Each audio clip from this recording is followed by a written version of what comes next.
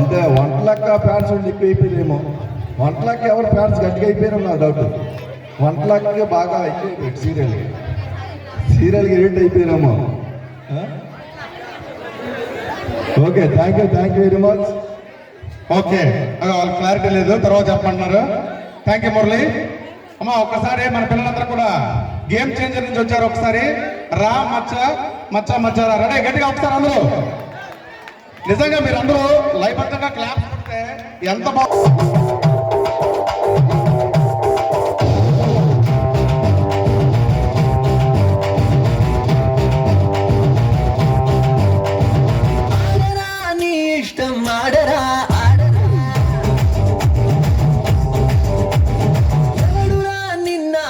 ఎవడురా ఎవడురా